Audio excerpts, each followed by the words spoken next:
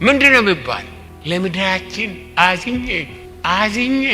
አዝኜ ያሐዘን እግዚአብሔር ከውስጤ ካላወጣ በስተቀር ማንም ሊረዳኝ አይችልም። እግዚአብሔርን ስም በምንም አይነት የማያውቁና የማያከብሩ አገልጋዮች ቦታ የያዙ ለዓለም ጨለማ ሲሆን ምንም ማድረግ አለመቻል፣ መንግስት ምንም ማድረግ አይችልም።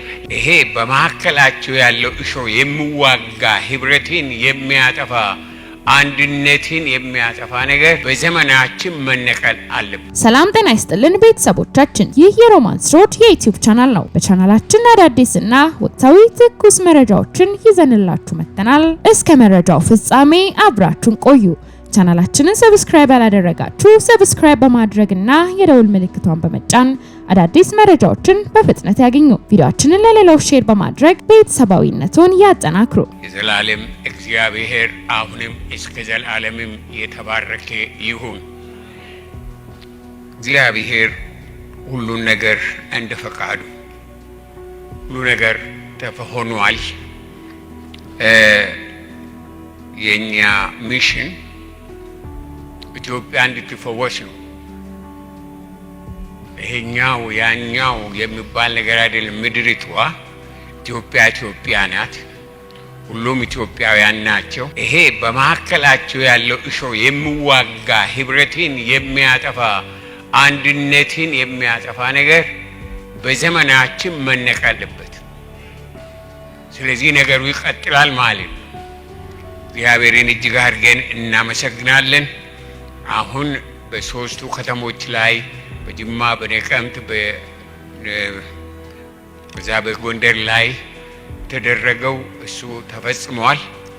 እንግዲህ ወደሚቀጥለው ወደ ትግራይ ነው የምናመራው እና የእስራኤል አምላክ እግዚአብሔር ያን ጨለማ ከምድሪቷ ላይ ያን ክፋት፣ ያን አለመቀባበል፣ አለመዋደድ ያን ሁሉ በክርስቶስ ኢየሱስ ስም ከዛች ምድር ላይ ያንሳው። እግዚአብሔር ይፈውሳቸው። እግዚአብሔር ይፈውሰን። ከዛ ደግሞ ወደ ኢስት እንሄዳለን፣ ወደ ደቡብ ይከዳል። እግዚአብሔር ድንቅ ነው። እናንተ ግን በዚህ በጸሎታችሁ እንድትበረቱ ዋጋ ሳይከፈል ምንም ነገር በዘመናችን መስራት አንችልም። እኔና እናንተ ትኩር ብለን ማየት፣ ትኩር ብለን መገንዘብ ያስፈልገናል። ለዚህ ዘመን ለዚህ ትውልድ መልእክት እንዲኖረን ከተፈለገ ለራሳችንም ከዚህ ዘመን መንፈስ፣ ከዚህ ዘመን ውንብድና፣ ከዚህ ዘመን ርኩሰት ለማምለጥ እግዚአብሔርን ቤተክርስቲያንና የእግዚአብሔርን መንፈስ በሚገባ ማወቅና በሚገባ መረዳት ያስፈልገናል። ዛሬ ለዓለም ግራ መጋባት፣ ዛሬ ለዓለም ሁኔታ፣ ለዓለም ጨለማ፣ ለዓለም ጦርነት፣ ለዓለም መከራ፣ ለዓለም ስቃይ የጌታ መልስ የሚመጣው በቤተ ክርስቲያን በኩል ነው። ከእግዚአብሔር አንጻር እግዚአብሔር ለዓለም፣ እግዚአብሔር ለኢትዮጵያ፣ እግዚአብሔር ለአፍሪካ፣ ለኤስያ፣ ለአሜሪካ መልስ ያለው በቤተ ክርስቲያን በኩል ነው። ቤተ ክርስቲያን ግን ዝም ብላ በአስመሳዮችና በተለያዩ ሰዎች የተሞላች እውነተኛ የእግዚአብሔር ፍርሃት የሌለባቸው ሰዎች አገልጋዮች የተነሱ እግዚአብሔርን ስም በምንም አይነት የማያውቁና የማያከብሩ አገልጋዮች ቦታ የያዙ ለዓለም ጨለማ ሲሆን ምንም ማድረግ አለመቻል፣ መንግስት ምንም ማድረግ አይችልም። ለመንግስት አልሰጠም። ጌታ የሰጠው ለቤተ ክርስቲያን ነው። የጌታ መልስ የሚመጣው በቤተ ክርስቲያን በኩል ነው ወገኖቼ። ቤተ ክርስቲያን መልስ ከሌላት ለዓለም መልስ የለም። ቤተ ክርስቲያን ወገኖቼ መብራት ካልሆነች ዓለም ትጨልማለች። ቤተ ክርስቲያን መልእክት ካላት ዓለም ምንም የላትም። ስለዚህ ቤተ ክርስቲያን ጌታ ኢየሱስ ይሰራል ያለው መልስ ይሰጣል ማለቱ ነው። ዛሬ የእያንዳንዳችን ጥሪ፣ የእያንዳንዳችን ተልእኮ፣ የእያንዳንዳችን ማንነት፣ የእያንዳንዳችን ዘመን፣ የእያንዳንዳችን ፍሬ፣ የእያንዳንዳችን ጸጋ፣ የእያንዳንዳችን እምነት በምድር ላይ የሚገለጠው በጌታ በኢየሱስ ክርስቶስ ቤተ ክርስቲያን በኩል ነው። ሕይወታችሁ፣ ኑሯችሁ፣ የእናንተ ደስትኒ የሚገለጠው በቤተ ክርስቲያን በኩል ነው። ጌታ ኢየሱስ ያለው ይሄንን ነው። ቤተ ክርስቲያን በሌለችበት እነዚህ ሁሉ የመገለጫ መድረክ የላቸው፣ መግለጫ የላቸው። ነገር ግን ቤተ ክርስቲያን እያሉ ዓለም ስትጨልም ምን ይባላል? ቤተ ክርስቲያን እያለች የቤተ ክርስቲያን መሪዎች ናቸው፣ የቤተ ክርስቲያን ቀዳሾች ናቸው፣ የቤተ ክርስቲያን እገሌ ናቸው ተብሎ በታላቅ ክብር የተያዙ መልስ ከሌላቸው ምድሪቷ ጨለማ ውስጥ ከገባች ምንድን ነው የሚባል? ምንድን ነው የሚባል? ለምድራችን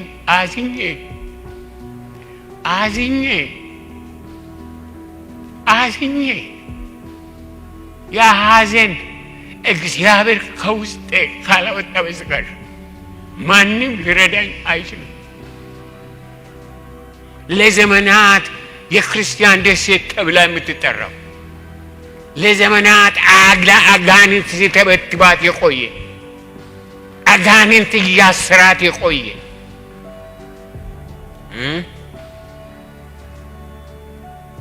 የእስራኤል አምላክ እግዚአብሔር በምሕረቱ በዚህ ዘመን ያስበን። ቤተ ክርስቲያን በምድር ላይ የተጀመረችው ወገኖቼ በበዓለ ሃምሳ ወይም በጴንጤቆስጤ ቀን ነው። ለምን?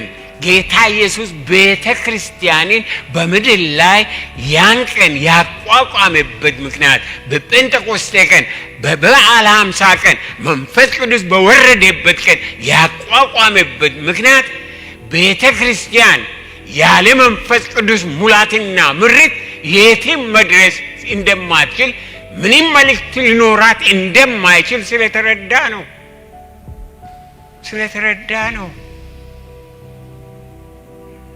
ያን ቀን ጌታ መንፈስ ቅዱስ ድምፁን እያሰማ ወረደ።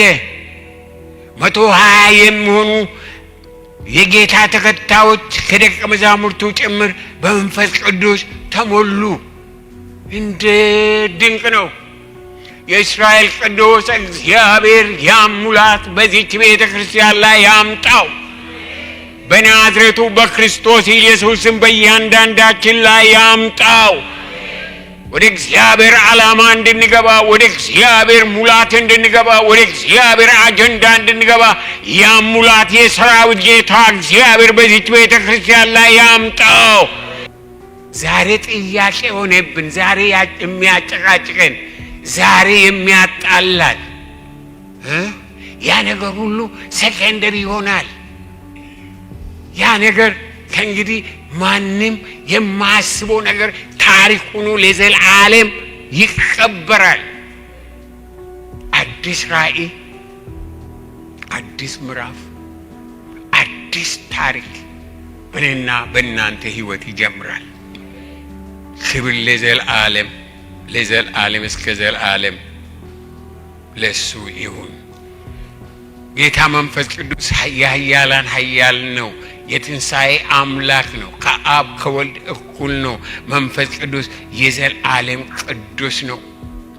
መንፈስ ቅዱስ የፍጥረታት ሁሉ ምንጭ ነው። የመሆን ሁሉ ምንጭ ነው። የመኖር ሁሉ፣ የመገለጥ ሁሉ፣ የኃይል ሁሉ፣ የእውቀት ሁሉ፣ የተአምራት ሁሉ፣ የማስተዋል ሁሉ፣ የምሕረት ሁሉ ምንጭ ነው። ሁሉ ነገር እግዚአብሔር በሙሉ ምንድነው በመንፈስ ቅዱስ መጥቶ በውስጣችን ሲያድር ወገኖቼ የነበርንበት በሙሉ ይረሳል። ያን የሚያስረሳ ያን ዘመን የሚያስረሳ ያን ህይወት የሚያስረሳ የእግዚአብሔር መንፈስ በእያንዳንዳችን ላይ ይውረድ። እግዚአብሔር ያድርገው። ወገኖቼ ጌታ መንፈስ ቅዱስ ድንቅ መንፈስ ነው። የመንፈስ ቅዱስ ማንነት፣ የመንፈስ ቅዱስ ስፋት፣ የመንፈስ ቅዱስ ትልቅነት፣ የመንፈስ ቅዱስ ኃያልነት፣ ክብር፣ ስጦታ፣ ስራ ከሰብአዊ ፍጥረት ግምት ሆነ ዕውቀት በላይ ነው። መንፈስ ቅዱስ የእግዚአብሔር ልዩ መገለጫ ነው። ልዩ መጠሪያ ነው። ልዩ መልክ ነው። ልዩ ባህሪ ነው። ሌላ ዝም ብለን ከፈለግን የምንቀበል ካልፈለግን የምንተው አይደለም። መንፈስ ቅዱስ እግዚአብሔር ነው። መንፈስ ቅዱስ እግዚአብሔር ነው። በላቲን ቋንቋ 3 ቋንቋዎች አሉ ለመንፈስ ቅዱስ ማለት እነሱ የሚናገሩባቸው። በመዝሙረ ዳዊት ምዕራፍ 139 ቁጥር 7 እስከ 13 ላይ መንፈስ ቅዱስ ኦምኒ ፕሬዘንት ይባላል። በሁሉ ቦታ ያለና የሚገኝ ማለት። መንፈስ ቅዱስ የሌለበት ቦታ የለም። በሉቃስ ወንጌል ምዕራፍ 1 ቁጥር 35 ላይ መንፈስ ቅዱስ ኦምኒ ፖቴንት ይባላል። ሁሉን የሚችል ማለት ነው። የመንፈስ ቅዱስ ጉዳይ የፍሬ ጉዳይ ነው።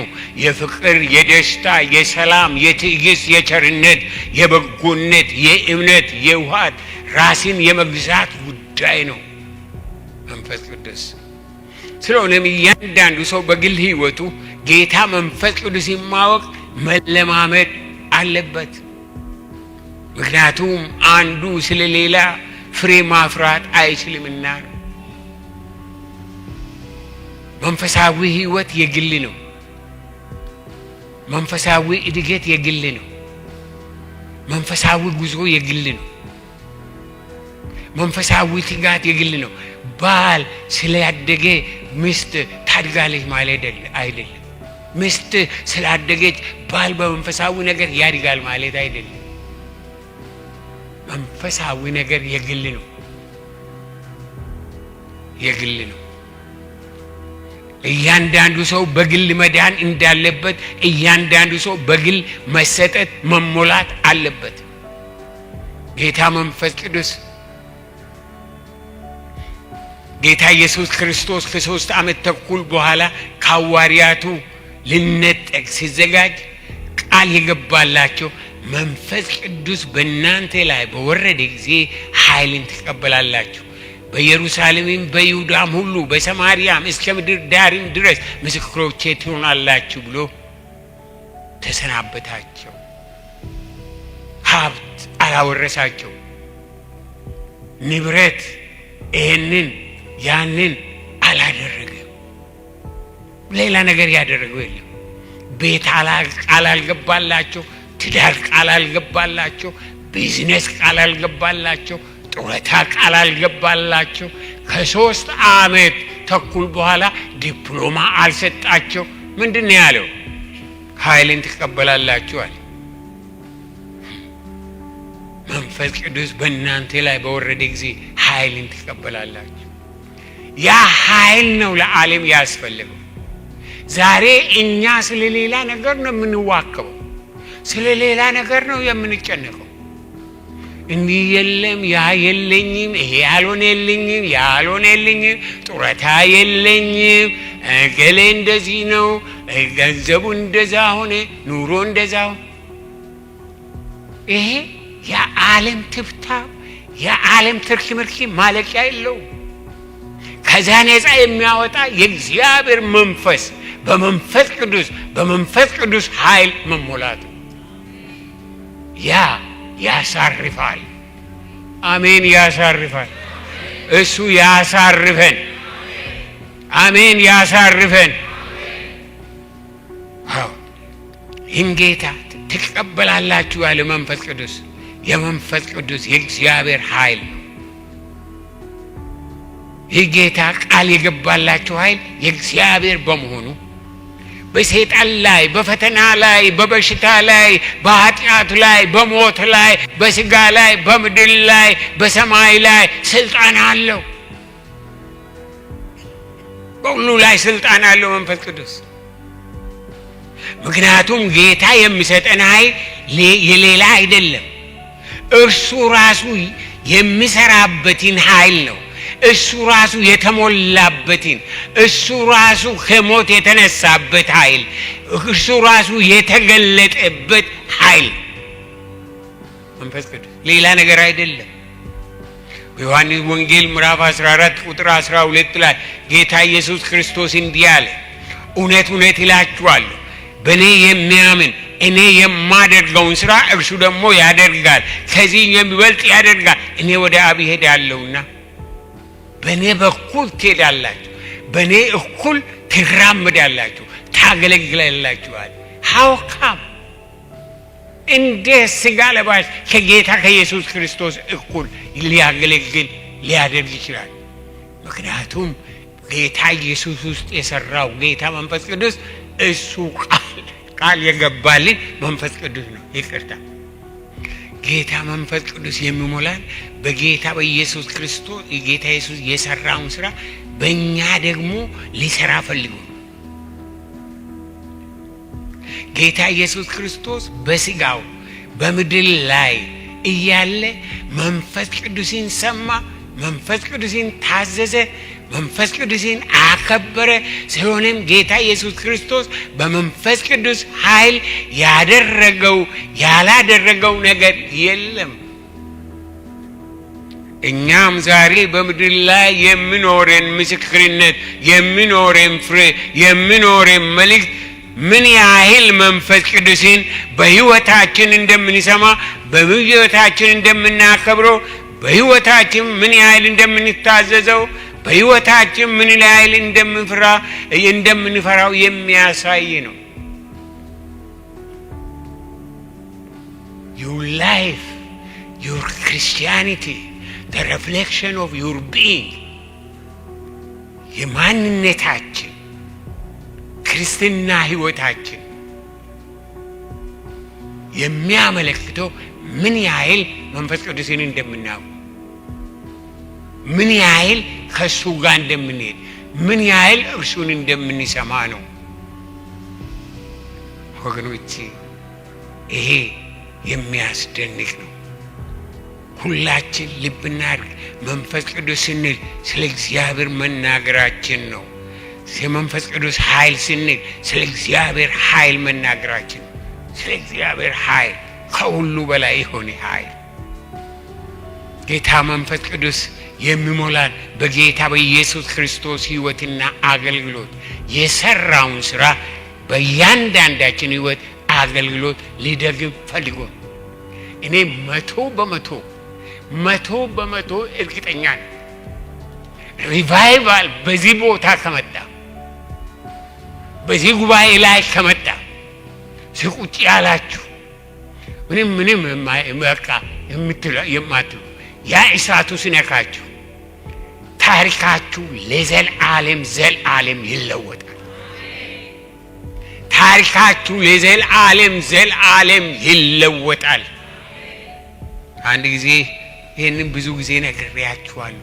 ምክንያቱም በጣም ውስጤን የነካ ሲሆን እንደ ራእይ ነው ያየሁት። መንፈስ ቅዱስ በእነዚህ ጌቶ ውስጥ ያሉ ጸጉራቸው ታች የደረሰ መንፈስ ቅዱስ ሞልቷቸው በቃ ሌላ ነገር ሆኗል እና ምን ያደርጋሉ? መንገድ ዳር ቆሞ ለሚያልፍ ለመንገደኛ ቅኔ ይቀኛሉ። ስለ እግዚአብሔር ፍቅር፣ ስለ እግዚአብሔር ታላቅነት፣ ስለ እግዚአብሔር ማንነት፣ ስለ እግዚአብሔር ሙላት ስለዛ እዛ ቆሞ ቅኔ ይቀኛሉ። እስራኤል ቅዱስ እግዚአብሔር ያን ዘመን ያሳየን። አሜን። ያሳየን ያሳየን ወገኖች። አዎ እኛ የሌለንን ልንሰጥ አንችልምና ከሁሉ አስቀድሞ ለኛ ለግል ሕይወታችን ሕይወትን ሊሰጠን፣ እውነትን ሊገልጽልን፣ ፍቅሩን ሊያሳየን፣ ኃይሉን ሊያለብሰን፣ ድምፁን ሊያሰማን፣ ቃሉን ሊያበራልን ወደ እያንዳንዳችን ይመጣል፣ ይሞላናል። ጌታ እግዚአብሔር ያድርገው። ዛሬም የጌታ ኢየሱስ ክርስቶስ ዋና አገልግሎት ከኃጢአት እስራት መፍታት ነው። ከኃጢአት ሞት ማስነሳት፣ በመንፈስ ቅዱስ ማጥመቅ ነው የጌታ ኢየሱስ ክርስቶስ አገልግሎት። በመንፈስ ቅዱስ መሙላት ነው። ለእያንዳንዳችንን በወንጌል ማስታጠቅ ነው የጌታ ኢየሱስ ክርስቶስ ስራ። ለመንፈስ ቅዱስ ኃይል፣ ለመንፈስ ቅዱስ ስልጣን፣ ለመንፈስ ቅዱስ ክብር፣ ለመንፈስ ቅዱስ ትእዛዝ የማይታዘዝ በሰማይ በምድር የለም። ለመንፈስ ቅዱስ ኃይል ሥጋ ይታዘዛል፣ ጠላት ይታዘዛል፣ ዓለም ይታዘዛል። ከቅድስና ስልጣን አልፎ ሌላ ስልጣን የለምና አማኝ ራሱን የሚገዛው፣ ጠላትን የሚገዛው፣ ሥጋን የሚገዛው፣ ዓለምን የሚገዛው በመንፈስ ቅዱስ ቅድስና ሲኖር ብቻ ነው። እናስተውል። ያልተቀደስንባቸው ነገሮች ሁሉ የኛ ፈተናዎች ናቸው፣ የፈተና ምንጮች ናቸው። እነዛ ለሰይጣን ቀዳዳ፣ የሰይጣን ማስገቢያ ናቸው።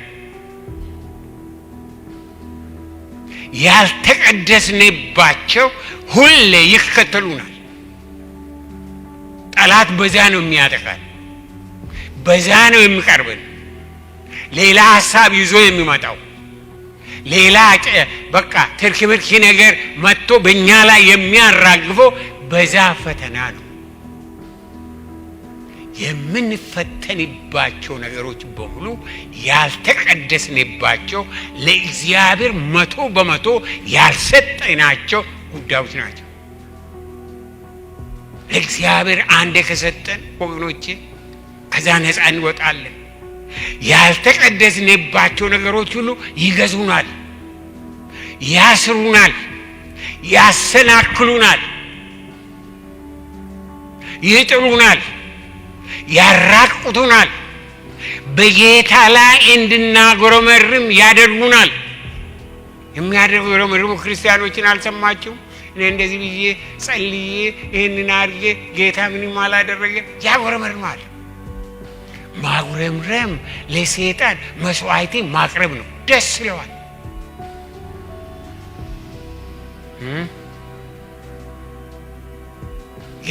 ያልተቀደስንባቸው በሕይወታችሁ ወገኖቼ ሰይጣን በምን አይነት መንገድ ሕይወታችንን እንደሚያጠቃ፣ ኑሯችንን እንደሚያጠቃ ለማወቅ ከፈልጋችሁ ፈተናችሁን ቁጭ ብላችሁ አስቡ። የምትፈተኑባቸው ነገሮች ምንድን ናቸው? what are they? የምንፈተንባቸው ነገሮች እነዛ ፈተናዎች ምንድን ናቸው? ያ የሰይጣን መሄጃ መግቢያና መውጫ መንገድ።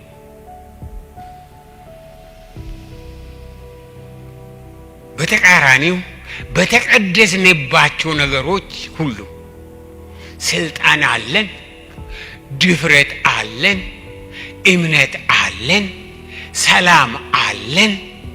ሁሉ ነገር የኛ ነው። ውስጣችን የረካ፣ ኑሯችን የረካ፣ በእግዚአብሔር መጸጋ የረካን ሰዎች እንሆናለን። የተቀደስንባቸው ነገሮች ያረኩናል። ያልተቀደስንባቸው ነገሮች ለእርግማን ይሆኑብናል። በምንም አይነት ገብታችሁ ጻፉ። በደብተራችሁ ላይ ጻፉ። ያልተቀደስኩበት በእግዚአብሔር ፊት ያልተቀደስኩበት ምንድናቸው ብላችሁ ጻፉት።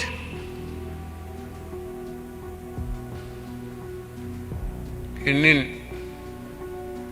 ጌታ ዱሮ ቀደም ብሎ ስላስተማረኝ ያልተቀደስኩበት ነገሮች ምንድናቸው? if I go back 30 years 30 ዓመት 40 ዓመት ሄጄ ደብተሮችን ባገላብጥ ያልተቀደስኩባቸው ነገሮች ምን እንደሆኑ ጽፌያለሁ። ነገር ግን ለሰው አይደለም፣ ለራሴን ለእግዚአብሔር። ይሄ ያልተቀደስኩበት ነገር ነው። አካሄዴ እዚህ ላይ ትክክል አልነበረም። እይታዬ ትክክል አይደለም። ልቤ ትክክል አይደለም። አንደበቴ ትክክል አይደለም። ጌታ ሆይ ይኸው። ስለዚህ ይሄ ሰይጣን ወደ ቀስ ብሎ በዚህ ብሎ ሽሩሩ የሚላችሁን ነገር ለማቆም ከፈለጋችሁ ጻፉት። ፈተናችሁ ምን እንደሆነ፣ የፈተናችሁ ምንጭ ምን እንደሆነ በዛ ላይ እግዚአብሔርን ጠይቁ። እግዚአብሔር ያን ነገር ወደ ብርሃን ያመጣዋል።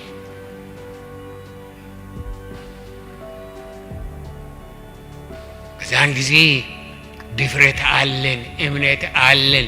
የትም ቦታ ቆመን አናፍርም። የትም ቦታ ሆነን አናፍርም። በምድር ላይ ደፋር የወንጌል መልእክተኛ የምንሆነው በቅድስና ሕይወት እያደግን ስንሄድ ነው። በቅድስና ሕይወት ስንገለጥ ነው። ቤተ ክርስቲያን ለዓለም መልእክት የሚኖራት በመንፈስ ቅዱስ ቅድስና ስትገዛና ስትመራ ነው። ጌታ ሐሳቡ ይሄ ነው። መልእክት መኖር አለበት። በቤተ ክርስቲያን በእኔና በእናንተ መልእክት መኖር አለበት፣ መኖር አለበት በግድ። ግን ያ ነገር ወገኖቼ በመንፈስ ቅዱስ ሕይወታችን ስነካ ነው። ስለዚህ የሚያስፈልገን ሪቫይቫል ነው። ሪቫይቫል